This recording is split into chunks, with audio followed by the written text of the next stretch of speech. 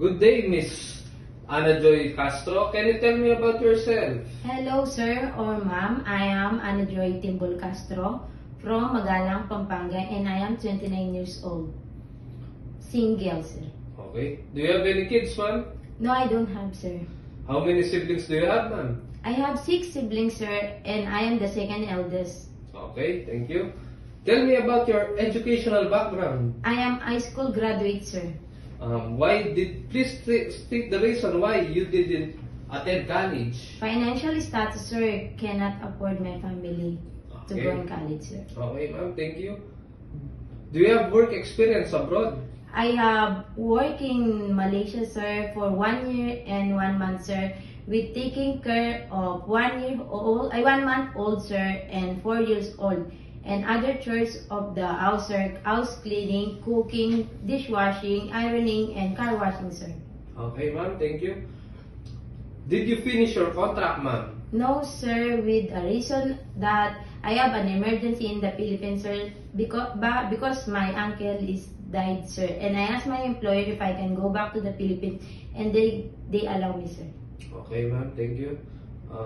How would you describe yourself, ma'am? I am a strong, independent person, sir, and I can do all the job that they want me to be, sir, and I have a lot of dreams for my family, sir.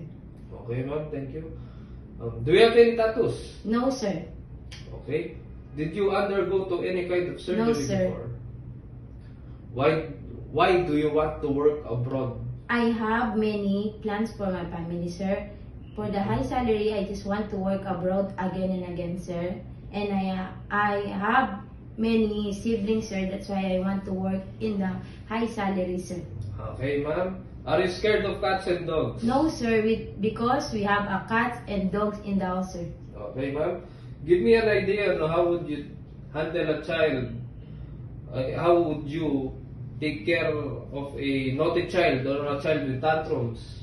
First, sir, I will stay calm and I will talk to them or ask him if what they want, and I will ask her or him to play. Okay, ma'am. Can you sing us a nursery song? Yes, sir, like Babla Black Sheep. Baba Okay. Black Sheep, have you any wool? Yes, sir, 3 bags full. 1 for the master, 1 for the dame, 1 for the little one who lives down the lane. Okay, ma'am. Thank you. What is your message to your future employer? Hello, ma'am and sir. If you hired me, I will do my best to be your good and be the best of household employer, sir. Thank you, sir. Okay, ma'am. Thank you.